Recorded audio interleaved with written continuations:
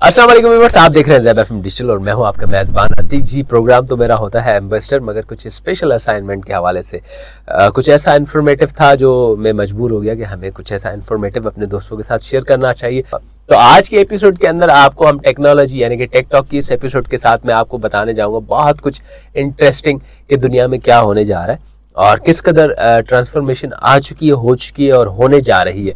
तो इस सिलसिले में मेरे पास आज दो बहुत ही बेहतरीन पर्सनैलिटीज़ के मालिक हैं और उनका ताल्लुक डेटा साइंसेस की फील्ड से है। उनसे पूछेंगे कि भाई डेटा साइंसेस क्या होती है, किस कदर होती है, किस कदर ये काम करती है और इसमें दाखिल होने के लिए क्या क्या करना पड़ता है। क्योंकि जो इनका काम है बेसिकली तो एक जो है वो हम जो डिफरेंट टाइप की क्लोथिंग करते हैं, एक उस इंडस्ट्री से, एक मतलब बहुत ही बड़ी वर्सटाइल ऑर्गेनाइजेशन है उससे उनका ताल्लुक है। दोनों बेसिकली हैं आईटी से ही, एक सॉफ्टवेयर डेवलपमेंट की तरफ है, दूसरा डेटा एनालिस्ट की तरफ है। तो वो भी हम बात करेंगे। मगर इस वक्त जो मेरे मेहमान खुसूसी आज के प्रोग्राम में वो है अली बुखारी साहब और लारिश आनंद साहब। अस्सलाम वालेकुम। वालेकुम सलाम। कैसे हैं आप लोग? अल्हम्दुलिल्लाह। अगर मेरी तरफ से इंट्रोडक्शन में कोई कत्ता कलामी हुई हो तो माजरत, मगर मैंने कोशिश की थी।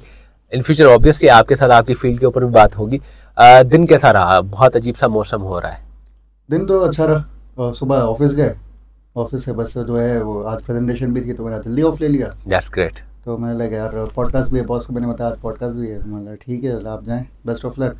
तो अल्हम्दुलिल्लाह दिन तो अच्छा है। और लारिश आपका कैसा रहा आज का दिन? काफ़ी अच्छा दिन था आज।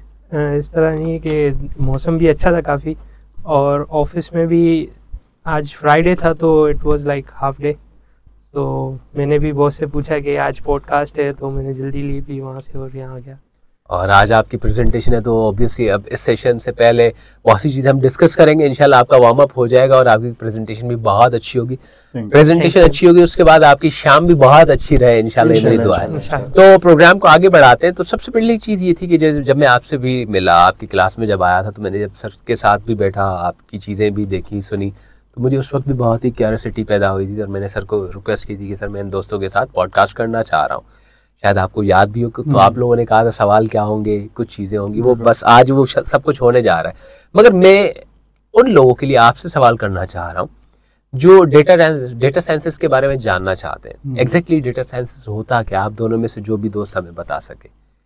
बेसिकली डेटा साइंस जो है, आप देखें कि अब माशाल्लाह से हमारे पास डेटा है। अब डेटा क्या है, हर चीज़ एक चीज़ डेटा है। अब इमेजेस लेने हैं, वीडियोस लेने हैं, सब कुछ लेना है। अब फेसबुक ले लें, अब ट्वीट्स ले लें, कितने नंबर ऑफ ट्वीट्स हैं, वो सब हमारा डेटा है। अब इतना सब डेटा हो गया है, अब उसकी साइंस, अब वो किस तरीके से आप वे जा रहा है, कहाँ जा रहा है, किस तरफ जा रहा है। अगर पैंडेमिक देख ले, कोविड-19 किस तरीके से स्प्रेड हुआ, किन कंट्रीज़ के अंदर हुआ, तो वो एक हमारा एक डेटा है। तो वो उसकी जो साइंसेस, उसके इंसाइट्स, क्या पॉसिबिलिटी है, क्या हो जाए। अब जैसे अगर सेल्स का अगर हम बात करें तो अगर हमारी सेल्स अभी इतनी है, नेक्स्ट फ्यूचर के अंदर 10 ईयर्स के अंदर हमारी सेल्स कहाँ से कहाँ जा सकती है, ये सब डेटा है। इसके इंसाइट्स निकालना है, डेटा साइंस। ये खुद डेटा खुद अपनी एक साइंस है। सही। मतलब with the passage of time हमें अब फ्यूचर को किस तरह प्रेडिक्ट करना है, किस तरह रीशेप करना है, किस तरह डिजाइन करना है, तो उसके लिए जो रिक्वायर्ड इन्फॉर्मेशन है वो बेसिकली डेटा साइंसेस के थ्रू आप कलेक्ट करते हैं। बिल्कुल ठीक है। अच्छा, अब उसके बाद जो एक बड़ा ही इमर्जिंग सा कॉन्सेप्ट है एआई का या डीप लर्निंग का, जिस सब्जेक्ट में आप सर शायद के पास एनरोल भी थे, जहां पर आपसे मेरी मुलाकात भी हुई। तो इस तवस्सुल से मैं पूछना चाहूंगा कि एआई के बारे में आपका क्या ख्याल है? एआई क्या है, क्यों है, देखिए एआई और किस लिए है? हाँ, किस लिए है। देखिए एआई जो है वो क्या है, एक मशीन लर्निंग है। एक जैसे इंसान सोच रहा है वैसे ही एक मशीन भी सोच रही है। सही। इंसान तो एक अल्लाह ताला ने इंसान को माना है एक अशरफुल मखलूक़ात के तौर पर, ठीक है। अब उसकी जो सोच है बहुत ही बियॉन्ड है, हम क्या सोच है। लेकिन अब वो मशीन अगर सोचे, जाहिर से तो मशीन वैसे नहीं सोच सकती। उसको एक ट्रेन किया जाता है, इस मशीन को ट्रेन कहते हैं, उसको मशीन लर्निंग कहते हैं। उसकी फिर आगे जाके उसकी जो और सब टाइप्स आ गई, फिर उसके बाद आ गई डीप लर्निंग आ गई, फिर जो है वो और भी आ गई, वहाँ पर सेट लर्निंग काफ़ी आ गई, CNN आ गए और NNS आ गई। ये सभी हमारी ये टाइप्स हैं। तो डीप लर्निंग बेसिकली के अगर जो इमेजेस, वीडियोस, उन सब के ऊपर आप उसको अगर डीपली अगर उसको करें तो वो एक इसका कहते हैं, हमारे उसको कहते हैं डीप लर्निंग कहते हैं। सही। अच्छा, ये एआई होती किसके लिए है? मतलब आजकल तो हम हर जगह देखते हैं कि भाई फ्रीलांसर वहाँ पर एआई, चैट जीपीटी वगैरह वहाँ पर एआई। मतलब मैं किसी से पूछ रहा था भाई चैट जीपीटी क्या, तो उसने मुझे ये भी कह दिया भाई ये भी एआई है। अरे भाई एक जगह आप कह रहे हो कि भाई चैट जीपीटी इस्तेमाल होता है एआई के लिए, दूसरी जगह आप हमें कह रहे हो कि भाई ये खुद एआई है। भाई चैट जीपीटी 4.0 ये भी एआई, बोल्ट, बहुत सारी ऐसी चीजें जो अब मार्केट में आ रही हैं। तो कहीं ना कहीं बंदा कंफ्यूज हो जाए। जैसे अभी आप थोड़ी देर पहले आप हमें बता रहे थे कि भाई मशीन को लर्न करवाया जाता है, इंसानी दिमाग है उसको समझाना सिखाना समझ में आता है, मशीन को लर्न करवाना, ये मॉडल मुझे थोड़ा सा कंफ्यूज कर रहा है कि अगर आप उसको थोड़ा सा और एलाबरेट करेंगे तो शायद जब हम डेटा साइंसेस के ऊपर बात करने चाहेंगे, सीरीज को बढ़ाएंगे, क्योंकि ये तो हमारा पहला एपिसोड है, तो जो देख रहा है उसको और डीपली आइडिया हो जाएगा कि बेसिकली ये है क्या, होता क्या है और किस लिए होता है। देखिए, अगर मैं बात करूं कि आपने कहा कि मशीन को कैसे समझ में आया, ठीक। अब देखिए, मुझे पता है कि एक जैसे कैट जा रही है और डॉग जा रहा है, तो मैं आइडेंटिफाई कर सकता हूँ कि कैट है या डॉग है। मशीन को ये चीज़ नहीं पता कि कैट है डॉग है। हम मशीन को जो है वो बताते हैं कि भाई ये देखो, इस टाइप की इमेज है ना, ये जो कैट है इसके जो फीचर्स हैं, इसके यहाँ से 2 कान हैं, इसके 4 टांगे, ये इस तरीके से जो फीचर्स है ये कैट कहलाती है। और डॉग जो है वो इसके जो अलग फीचर्स हैं ये डॉग कहलाता है। मीन्स जो डेटा इनपुट वाला सिस्टम है, ये जो डेटा साइंसेस है, बेसिकली आपको एक डेटा है वो ऑलरेडी इनपुट कर देते हैं, बिल्कुल, जिसकी बेसिस पे वो रिकग्निशन करता है। जैसे कैमरा, जैसे हम कहते हैं कैमरा रिकग्निशन होती है कि भाई ये फीचर्स वाली चीज मेरे सामने खड़ी है, फिर उसके साथ वो डेटा एसोसिएट करता है, फिर आपको आउटपुट देता है कि भाई ये वाली चीज ये है। कुछ इसी तरह जितनी भी, जैसे अगर मैं बात करूँ कैट और डॉग की, ठीक है, उसकी ट्रेनिंग होती है मशीन की, फिर ट्रेनिंग होती, ट्रेन किया जाता है उसको, उस मॉडल को ट्रेन किया जाता है कि आपको वो समझता है अच्छा भाई ये कैट है, ये डॉग है। जाहिर सी बात है, अगर मैं कोई और एनिमल दे दूंगा तो वो समझ नहीं पाएगा ये क्या चीज़ है। तो इस हिसाब से हम उसको मशीन को ट्रेन करते रहते हैं। इसमें हमारे पास होती है सुपरवाइज लर्निंग, अनसुपरवाइज लर्निंग और जो है रीइंफोर्समेंट लर्निंग होती है। सुपरवाइज लर्निंग ये होती है कि जैसे मैं एक ऐसा टीचर है, टीचर जो मुझे पढ़ा रहे हैं या बच्चों को जो पढ़ा रहे हैं कि ए फॉर एप्पल, तो वही सुनेगा हाँ भाई ए फॉर एप्पल है, ठीक है। अनसुपरवाइज लर्निंग जो माहौल को देखते वो खुद समझे। अच्छा, आजकल की मशीन्स, रोबोट्स वगैरह, आजकल के आप इन फ्यूचर ऐसा हो जाएगा कि मतलब कि बाकायदा ऐसा होगा कि रोबोट्स भी जो है मतलब आपके माहौल को देखते हुए जो ना वो समझ रहे होंगे कि क्या चीज़ है, वो है अनसुपरवाइज लर्निंग। और रीइंफोर्समेंट लर्निंग ये होती है कि बेसिकली कि अगर मैं आप कोई अच्छा काम करें, आप करें तो उसको जो है कोई प्रेजेंट दे, अगर वो गलत काम करे तो उसको पनिशमेंट दिया जाए।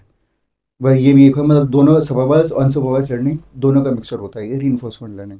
लेकिन आजकल के जो मॉडल्स हैं, जैसे अगर चैट जीपीटी आपने बोला, वो है अनसुपरवाइज लर्निंग के ऊपर है। सही, ठीक है। अब चैट जीपीटी क्या है, एक मॉडल है, एक लैंग्वेज बेसिकली, ठीक है। उसमें जो है सारा डेटा पहले से मौजूद है, इसके ऊपर पूरी दुनिया का डेटा मौजूद है, हर टॉपिक का डेटा मौजूद है उसके पास। ओके, ठीक है। अब हम उसके जब सवाल करते रहेंगे ना, तो वो खुद अपने आप को और ट्रेन करता रहेगा कि हाँ भाई अच्छा ऐसा भी होता है, ऐसा भी होता है, ऐसा भी होता है। सही, मतलब सवाल की नोयत को देखते हुए वो भी एक डेटा जो हमारा सवाल का डेटा उसके पास जा रहा है, वो उसको अपने पास स्टोर करके उसको प्रोसेस में लाके लर्निंग कर रहा है। उसको प्रोसेस में आता है, वो भी लर्निंग करता है और हमें इस हिसाब से जवाब भी दे रहा होता है। मतलब इससे ऑटोमेटेड लर्निंग सिस्टम है बेसिकली चैट जीपीटी। आजकल के दौर के अंदर जो है, मतलब अगर मैं कहूँगा क्या, जो एआई का दौर है, तो हर किसी को जैसे ये जो चैट जीपीटी हो गया या एक्सपेलिटी हो गई, वो सबको यूज़ करनी चाहिए, बहुत फ़ायदेमंद है। आजकल के दौर में अगर आप यूज़ करें बहुत फ़ायदेमंद है, लेकिन फॉर इंफॉर्मेशन टाइप के यूज़ करें। नुकसान भी बहुत हैं इसके, एआई के भी। सही, उन पे भी ऑब्वियसली बात करेंगे। लारिश, हम जब पहली दफ़ा मिले थे तो हमने बहुत सारी चीज़ें डिस्कस की थी। तो मैं आपसे ये पूछना चाहूँगा कि आप इंजीनियरिंग से कंप्यूटिंग साइंसेस स्पेशली, और उसके बाद आप डेटा साइंसेस, ये सफ़र करने के साथ साथ अब जो आपका जो प्रोजेक्ट है वो बड़ा ही इनोवेटिव स्टार्टअप प्रोजेक्ट है। इस प्रोजेक्ट की तरफ आपकी रगबत कैसे हुई? क्या ऐसी पॉइंट्स आए कि आप इस टॉपिक की तरफ गए? हम अगर इस टॉपिक की हम बात करें तो brain tumour just like classification आपका टॉपिक था, if I am not wrong, ठीक है। एक बंदा है जो सॉफ्टवेयर डेवलपमेंट का बंदा है, या जस्ट लाइक डीप लर्निंग का बंदा है, या हम ये कहेंगे कि भाई डेटा साइंसेस का बंदा है। एक साइड एक डिफरेंट है, अगर हम उसको फर्स्ट एजम्पशन देते हैं तो वो कैलकुलेशन और ये सारी चीज़ें आती है। दूसरी जगह हम देख रहे हैं जब आपका टॉपिक, तो वो आ रहा है ब्रेन ट्यूमर, टोटली मेडिकल की फील्ड, फिर क्लासिफिकेशन, भाई कौन सा स्पेशलिस्ट, क्या ये वो डायग्नोज वाला मामला, ये क्या माजरा क्या था, ये किस तरह ये आप टॉपिक की तरफ आप गए?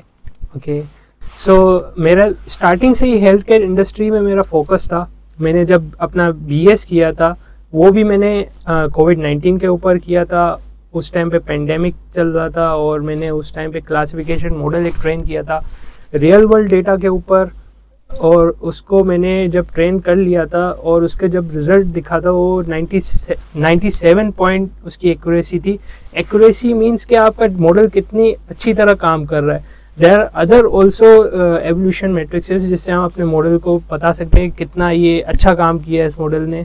और इसके बाद जो है मैंने सेम हेल्थ केयर इंडस्ट्री के अंदर जॉब किया as a junior BI developer, और वहाँ पे जो है US के इंश्योरेंस कंपनीज जो है उनके क्लेम्स को जो है ना बिल करती थी। और तो वहाँ से मुझे काफ़ी जो है ना हेल्थ केयर इंडस्ट्री के अंदर इंसाइट्स मिले।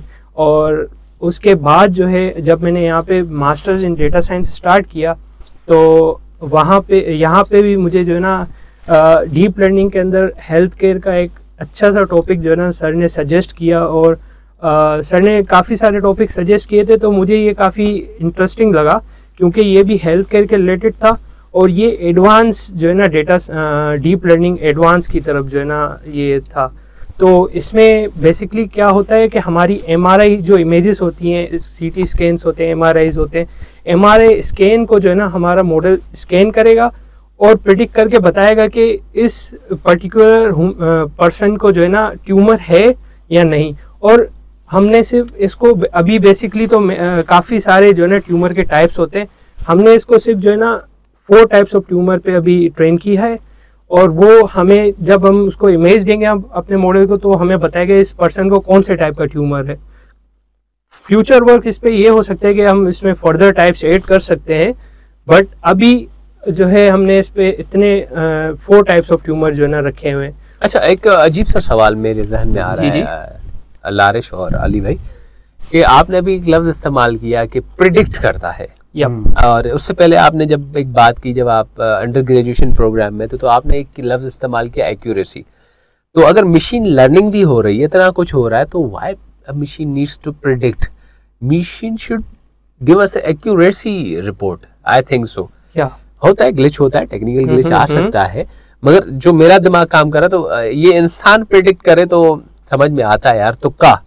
मगर मशीन भी तुक्का लगाए और इतना लर्निंग भी करवाया जाए तो थोड़ा सा अनजस्टिस हो जाएगा। मैं चाहूंगा इस पे आप थोड़ी सी रोशनी डालें। Okay, so it's basically not predict like हम जैसे तुक्का लगाते हैं उस तरह से मशीन बिल्कुल काम नहीं करती। मशीन हम जो डेटा उसे प्रोवाइड करते हैं उस डेटा के अंदर पैटर्न्स जो है ना फाइंड करती है, उसी को हम मशीन लर्निंग कहते हैं। उस डेटा के अंदर जब वो पैटर्न फाइंड करती है और उस पैटर्न्स को अपने पास स्टोर करके न्यू डेटा के ऊपर जब वो टेस्ट करती है तो वो हमें एक प्रिडिक्ट करती है या क्लासिफाई करके बता देती है कि the person has a tumour और नॉट। और ये हमें क्लासिफाई भी करती है कि किस टाइप का ट्यूमर है। और हमारे पास हेल्थ केयर इंडस्ट्री में जो है ना लॉस के चांसेस बहुत कम होते हैं, यानी कि हमारी एक्यूरेसी 97 से अबव ही होनी चाहिए, बिलो 97 नहीं होनी चाहिए, otherwise the model will not work. सही। अच्छा, मेरे साथ आप लोग माशाल्लाह बड़े डिफरेंट फील्ड से ताल्लुक थे। एक BI स्पेशलिस्ट है और आप एप्लीकेशन डेवलपमेंट से और सॉफ्टवेयर डेवलपमेंट से आपका ताल्लुक है। तो इसको बनाने में, क्योंकि कोई भी सिम्युलेटर जब बनाया जाता है तो इंसान, मैंने तो बहुत सारे इंजीनियर से रब्ता रहा है, बहुत सारी चीज़ों पर डिस्कशंस हुए, काफ़ी हमारे AI डिपार्टमेंट या हमारे मैकेट्रॉनिक्स के इंजीनियर्स जो है वो मॉडल्स बनाते हैं, तो वो जब उसका सिम्युलेटर बनाते हैं तो समझिए कि वो कहते हैं वबाले जान है। बिल्कुल, it's not that easy. Just like हम ये कहते हैं ना कि भाई जस्ट लाइक कोई आर्थोपैडिक बंदा होता है, वो किसी की सर्जरी करता है, फिर उसकी जगह फॉर एग्जाम्पल कोई हम कोई इंस्ट्रूमेंट उसको लगाते हैं तो उस गेज को, मोटर को मूव करवाने में उनकी जान निकल जाती है। ये इतना बड़ा काम है अली, और बहुत सी चीज़ें आपकी समझ में आई होंगी। तो आपको सबसे पहला मेरा सवाल ये होगा कि इस फील्ड से चले, लारिश तो कहीं ना कहीं इंडस्ट्री में काम कर चुके हैं, आप तो फारूक ग्रुप के साथ ताल्लुक़ रखते हैं, तो आपका तो इस फील्ड से कोई कतन वास्ता ही नहीं है। बिल्कुल। आपको किस तरह हेल्प मिली, क्या हुआ, किस कदर क्या क्या हर्डल्स आपको फेस करने पड़े, एंड देन अगेन इस मॉडल को बनाने में, जस्ट लाइक जो सिम्युलेटर आप लोगों ने बनाया होगा, क्योंकि ऑब्वियसली एक डेटा एक्सपर्ट है मेरे सामने जो मेरा नाकर सा जहन काम कर रहा है, और एक है सॉफ्टवेयर डेवलपर और ऐप डेवलपर, यानी कि सिम्युलेटर बनाने में कहीं से डेटा आ रही है और कहीं से एक चीज़ को डेवलप करने के लिए सॉफ्टवेयर की ज़रूरत आ रही है। तो किस तरह आपने काम निपटाया, किस तरह आपने इन्फॉर्मेशन गैदर की, किस तरह उसको रीडिज़ाइन करके एक शेप में लेके आए? देखिए, गेम मॉडल जो है ना इतना आसान नहीं था। डॉक्टर शाहिद ने हमारी बहुत हेल्प करी है, और वो भी इसी डीप लर्निंग के स्पेशलिस्ट हैं वो। और उनका जो है वो उनका स्पेशलिटी कि हाँ यार कोई ब्रेन ट्यूमर पे काम करे, हम लोग कर रहे थे, उन्होंने हमारी बहुत हेल्प करी। बहुत बहुत मुश्किल था इसको ट्रेन करना, इसके मॉडल्स को जो है करना। और मतलब यकीन माने कि मतलब एक मॉडल को ट्रेन करने के लिए तकरीबन कोई 8-10 घंटे लग जाते थे। ओह अब माय वो गॉश। पूरी रात जो है आप लैपटॉप ऑन करके रखें, ये वो उस हिसाब से आपको लैपटॉप भी चाहिए, सब सिस्टम भी चाहिए। लेकिन जो है हमने ट्रेन किया, डॉक्टर शाहिद साहब की मदद से उसको किया, हमने इस नतीजे तक पहुँचे, हमने यहाँ तक पहुँचे कि हमने उसको ट्रेन कर लिया है अल्हम्दुलिल्लाह। कि मतलब कि आप वो अब बता सकता है कि किस टाइप का है, ग्लोमा है, मिनी ग्लोमा है, पिट्यूरिटी है। ये अच्छा ये जो ये सब ये ब्रेन ट्यूमर की टाइप्स हैं, जो कि हमने जो भी 4 टाइप्स रखी हैं, वो ग्लोमा, मिनी ग्लोमा, पिट्यूरिटी, नॉन ट्यूमर। नॉन ये तो ट्यूमर आधे डॉक्टरों वाली टर्म्स आप बता रहे हैं, मतलब क्या डॉक्टर साहब ने ये भी तो मतलब कहीं ना कहीं किसी डॉक्टर से आपने पूछा होगा या नेट पे ही पढ़ा ये था? बेसिकली ये हमें थोड़ा हमने करी थी डॉक्टर शाहिद साहब के साथ भी, हमने जो है मतलब जो बेसिकली मैं 4 टाइप्स रखी हैं वाली, ठीक है, ये हमने इसको थोड़ा स्टडी किया बैक कि ग्लोमा क्या होता है, मिनी ग्लोमा क्या होता है, और ये पिट्यूरिटी। अच्छा pituitary is not a brain tumour, वो बेसिकली ग्लैंड होता है, वो पीछे होता है। लेकिन इसको मकसद ये रखने का कि जब एमआरआई इमेजेस सब स्कैन होगी तो वो जी शायद जी, उसको ऐसा नहीं हो कि वो उसको जो है वो as a brain tumour detect कर ले। सही ठीक है, एक सही तरीके से हम नॉन ट्यूमर भी हमने रखा हुआ है इसके अंदर, सही। जिसमें कोई ट्यूमर ही नहीं है, ताकि आइडेंटिफिकेशन हो सके which is non tumour, which is pituitary, और which is glioma, which is mini glioma. और वैसे अगर मैं आपको बताऊँ 38 to 40 टाइप्स जो है वो ब्रेन ट्यूमर्स होते हैं। 38 to 40 types of brain brain tumour, tumours. ठीक है। अच्छा ये भी जो है वो मैंने अपनी जो है मेरी सिस्टर, मेरी बहनें दोनों डॉक्टर्स हैं, मैं उनसे भी माशाल्लाह। मैंने हेल्प करी इस हमारे टॉपिक के अंदर, कि उन्होंने मुझे बताया, उन्होंने मेरी बहुत हेल्प करी है। क्या है देखें इस तरीके से होता है, ये टाइप है, वो टाइप है। तो वो लेकिन ऐसा अभी हम तो इस इतनी टाइप्स पे नहीं जा सकते, तो हमने कभी उसको हमने थोड़ा 4 टाइप्स के ऊपर रखे हुए। इंशाल्लाह आगे फ्यूचर ये है कि इसके जो अंदर हो सकती है कि इसके आगे जाके कि इन सब के ऊपर आप कर सकते हैं। और आगे फ्यूचर पर ये भी हो सकता है कि आप अर्ली स्टेजेस के ऊपर जो है आप उसको डिटेक्ट कर सकते हैं कि आप कब हो रहा सही, है। मतलब ये तो बहुत ही अच्छा हो जाएगा। खुदा न खास्ता किसी को फील होता है मुझे सिम्टम्स है, वो अपना एक टेस्ट करवाए और आपके सॉफ्टवेयर के थ्रू उसको रन करवाए, तो उसको शायद समवॉट हम ये कहेंगे जैसे आजकल हम एक रिसिट बैंड पहनते हैं तो हमें अपनी हार्ट बीट का भी पता चल जाता है, बिल्कुल सही है। कोलेस्ट्रॉल का पता चल जाता है, या खुदा न खास्ता आप सो रहे हैं तो सुबह सुबह आपको हेल्थ बेल्ट उठा भी देता है कि भाई उठ जाओ, तुमने 8 घंटे नींद पूरी कर ली, ये कर दिया वो कर दिया। इन फ्यूचर ये हो कि भाई आपने एक एप्लीकेशन बनाई, जिस बंदे ने अपना एमआरआई करा उस एप्लीकेशन के थ्रू उसको स्कैन किया, डेटा ऑब्वियसली रीडिंग पे चला गया और उसको ऑन दी स्पॉट पता चल जाएगा भाई आप कहाँ हो। ऐसा हो सकता बिल्कुल है, मतलब पॉसिबिलिटी है। बिल्कुल। बिल्कुल है सर। That's very great. इससे ज्यादा और इनिशिएटिव्स आने वाले हैं। मैं ये नहीं कह सकता कि इधर ही शुक्रगुजारी करके हम मामले को बंद करें, अल्हम्दुलिल्लाह शुक्र है, मगर मामला और आगे बढ़े तो और भी अच्छा है। अच्छा ये सब चीजें जब हो रही थी, जैसे मैंने पहले भी सवाल किया, आप सॉफ्टवेयर डेवलपमेंट साइड से हैं और लारेश जो है हमारे डेटा के स्पेशलिस्ट है, तो कहीं से डेटा आपने लिया होगा और कहीं ना कहीं उस डेटा को आपने उस सॉफ्टवेयर बना के उसको प्रोसेस करवाया होगा कि भाई रिजल्ट्स आ सके। इसको बनाने में क्या क्या मतलब जस्ट लाइक रिसोर्सेज, जैसे आपने कहा एक अच्छा पीसी होना चाहिए, बिल्कुल तो इसको बनाने के लिए किस किस टेक्नोलॉजीज, जस्ट लाइक हम पहले वेबसाइट कहते थे तो भाई HTML है, जावा है, PHP है, इस तरह कुछ चीज़ें यूज़ होती थी।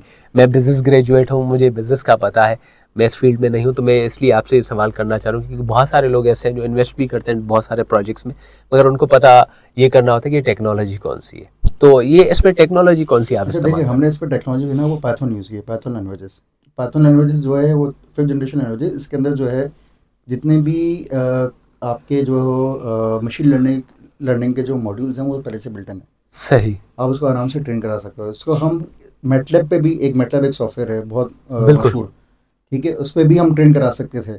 लेकिन हमारी जो एक कमांड भी है पाइथन के ऊपर, हमने बहुत काम किया पाइथन के ऊपर, तो उसके ऊपर हमने इसको जाने का डॉक्टर शाहिद से भी हमने हेल्प किया, डॉक्टर हमने गूगल विद पाइथन, तो हमने जो है पाइथन के ऊपर हम लोग वाह। गए, उसको ट्रेन किया, उसको मतलब टाइम बहुत लगा। तो चाहे मैटलैब पे करता है, पाइथन पे लगा टाइम तो उतना ही लगता है। और ज़ाहिर सी बात है पीसी भी उस हिसाब से चाहिए, तो आपको जीपीयू चाहिए होते हैं बड़े बड़े, क्योंकि ज़ाहिर सी बात है कि वो इमेजेस हैं, इमेजेस बिल्कुल। को डिटेक्ट करना, उसके पैटर्न निकालना, कि इतना आसान काम नहीं होता, बहुत मुश्किल काम होता है। तो ये हाँ, आप जो कह रहे थे कि मतलब कि सॉफ्टवेयर साइड से, अच्छा ये मज़े की बात बताऊँ कि मतलब कि मैं तो हूँ वैसे एक सॉफ्टवेयर साइड के ऊपर, एप्लीकेशन डेवलपमेंट के ऊपर, और अब आपको पता है कि एआई का कितना आ गया, स्कोप बिल्कुल आ गया।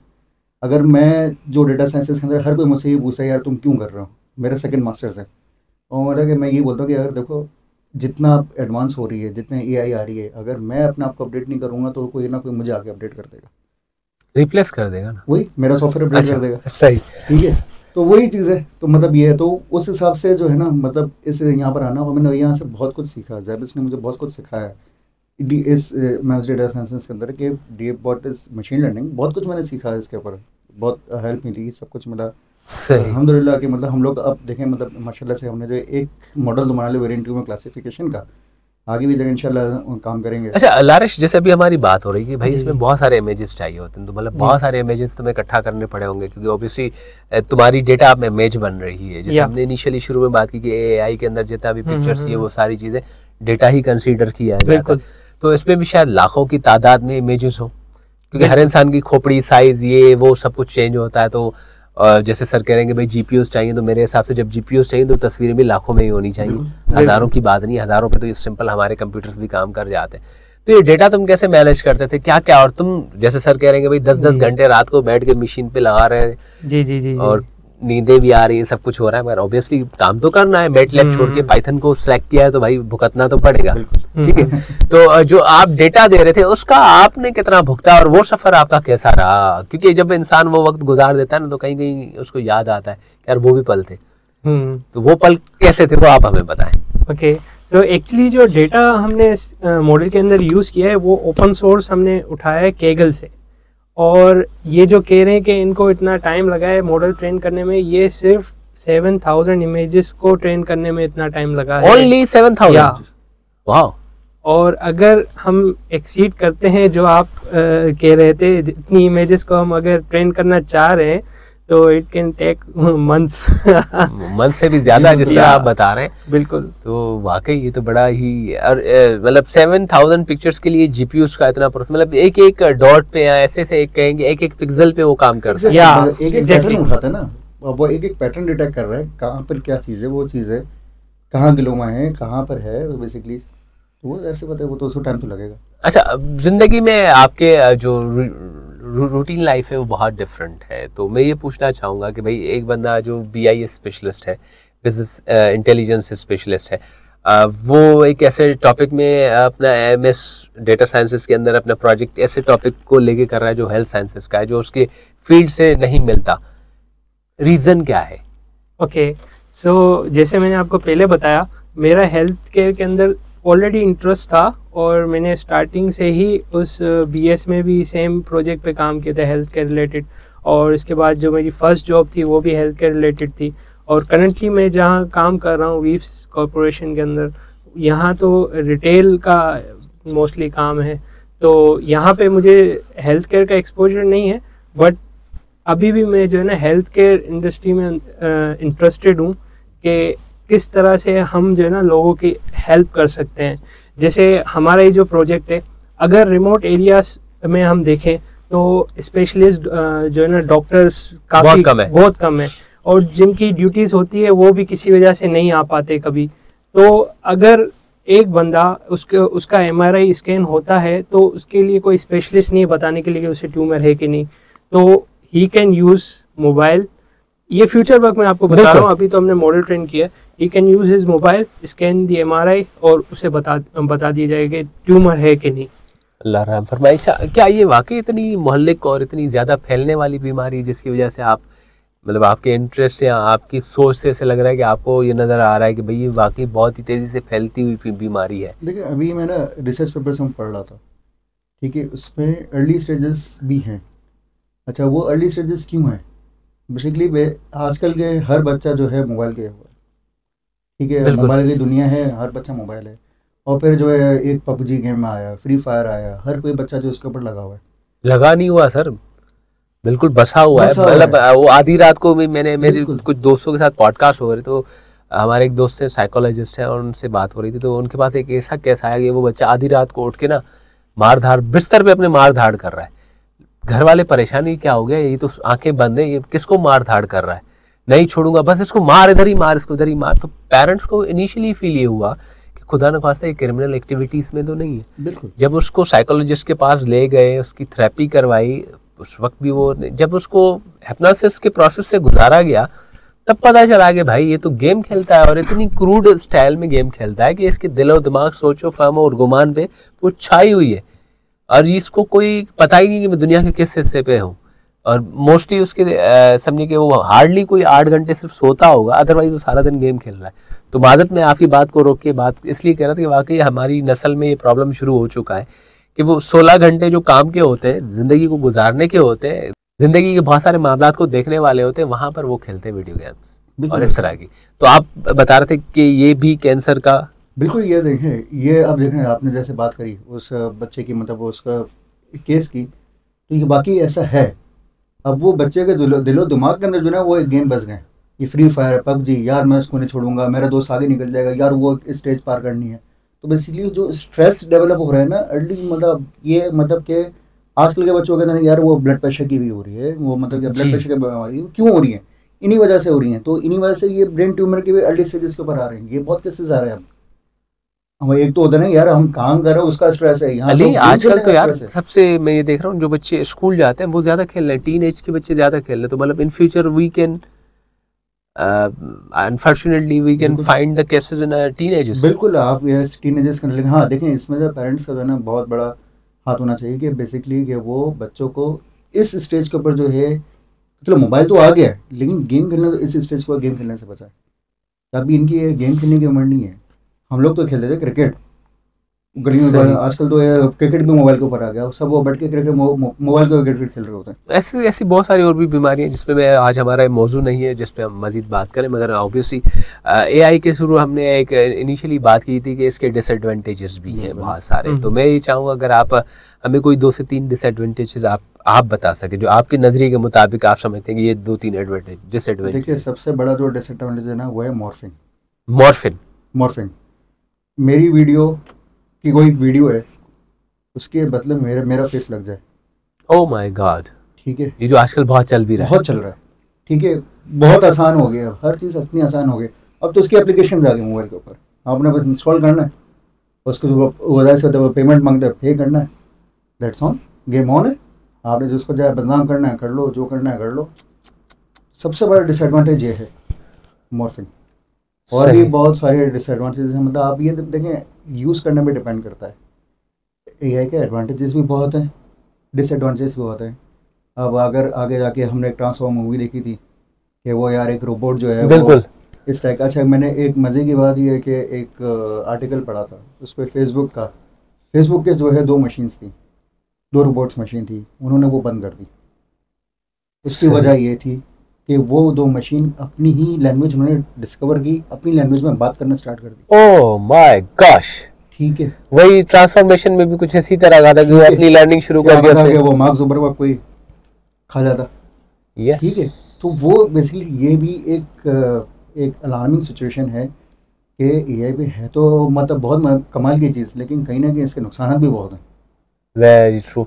लारिश, तुम्हारे मुताबिक क्या डिसएडवांटेजेस हो सकते हैं? क्योंकि वहाँ पर सॉफ्टवेयर साइड था, यहाँ पर डेटा साइड है। क्योंकि कहते हैं ज़्यादा इन्फॉर्मेशन और ज़्यादा अवेयरनेस भी कभी कभार बदहज़मी का इंसान को मामला कर देती है और इंसान उल्टियाँ करना शुरू कर देता है। तो आप कंप्यूटर के हवाले से हमें बताएंगे, अगर हम बात करें तो एआई किस तरह मौज़र सेहत हो सकती है? ओके, तो मैं चैट जीपीटी की एग्जांपल देता हूँ। जैसे आजकल चैट जीपीटी यूज़ होता है, कोई भी छोटा असाइनमेंट करना हो या कोई बड़ी कोई जो है ना थीसिस लिखना हो तो चैट जीपीटी की हेल्प ली जाती है। ठीक है, तो अगर हम जो है ना सेकेंडरी स्टैंडर्ड के स्टूडेंट्स ही अगर चैट जीपीटी यूज़ करके असाइनमेंट्स बनाना स्टार्ट कर देते हैं तो वो आगे जाके मतलब फर्दर स्टडीज़ में क्या करेंगे। अब जैसे कि कोई मुझे कोई जो है ना ईमेल टाइप करनी होती है या ईमेल करनी होती है किसी को, तो मैं पहले ड्राफ्ट करवाता हूँ चैट जीपीटी से मोस्टली, क्यों, और फिर उसको जो है ना एडिट करके चेंज करके ईमेल शूट करता हूँ। तो इस तरह की काफ़ी चीज़ें, या असाइनमेंट्स लिखवाना चैट जीपीटी के थ्रू, और उससे काफ़ी चीज़ें हेल्प तो ले सकते हैं, लेकिन एक बंदे को खुद भी जो है ना आइडिया होना चाहिए चीज़ों का। डायरेक्ट अगर चैट जीपीटी से असाइनमेंट लिखवाएंगे तो असाइनमेंट देने का फ़ायदा क्या? अच्छा, उसमें एक चीज़ और भी है, I wanted to add on कि देखिए प्रॉम्प्ट लिखने में 2, 10, 15, 20 सेकंड लगते हैं, मगर उसी प्रॉम्प्ट को पढ़ने में जब वो आपके पास फाइनल आउटपुट आ रहा था, जिस लाइक आपने कहा कहीं भी आपने कोई भी ईमेल उसको दे दी, आप खुद सोचिए कि एक ईमेल को आपको पढ़ने में 20 से 22 मिनट लग जाते हैं, जो वो विदिन अ सेकंड्स देता है, तो आपकी कितनी तबाही है। बिल्कुल ऐसे ही। बिल्कुल। अगर इंसान अकल से फहम से उसको देखे, उस चीज़ को सोचे कि भाई आपने एक प्रॉम्प्ट बना के दे दिया और उसने विद इन अ सेकेंड्स आपको एक बहुत बड़ा पेजर लिख के दे दिया, वो पेजर आपको पढ़ने में आपको 10 मिनट लग रहे हैं, यानी कि आपकी आदत वो वैसे ही खराब कर रहा है। अगर उसने आपकी आदत खराब कर दी तो इन फ्यूचर आप बगैर देखे बगैर सोचे उस डॉक्यूमेंट को कंप्यूटर के सहारे छोड़ देंगे और वो कंप्यूटर का डॉक्यूमेंट आपका जवाल हो सकता है। बिल्कुल। तो ये सवाल आज के प्रोग्राम पे यहीं छोड़ते हैं, और जिस तरह आपसे कमिटमेंट थी, और आपका भी बहुत शुक्रगुजार हूँ, आप दोनों ने दोस्तों ने मुझे इज्जत बख्शी, मेरे स्टूडियो में आए, हमें टाइम दिया, इतने वाइटल टॉपिक के ऊपर हमने डिस्कशन की, और उम्मीद करते हैं कि इन फ्यूचर ये एप्लीकेशन या इस तरह का सॉफ्टवेयर मार्केट में ज़रूर आएगा जो लोगों की मामलत करेगा, रिमोट एरियाज़ में रहने वाले या जहाँ पर टेक्नोलॉजी बहुत कम है या जहाँ पर डॉक्टर्स नहीं है, उनको ये सॉफ्टवेयर काम आए, वो अपनी ज़िंदगियों में बहुत सारी उलझनों से बासानी बाहर निकल सके, और जिस स्टेज पे उनकी बीमारी है, खुदा न ख्वास्ता अल्लाह रहम फरमाए, सबसे पहले अगर बीमारी है तो वो उसकी शनाख्त करवा के उसी स्टेज पे उसका इलाज करवा सकें बर वक्त। Thank you so much sir Shahid, and thank you so much guys कि आप लोगों ने हमें टाइम दिया। Stay tuned, this is ZEB FM digital.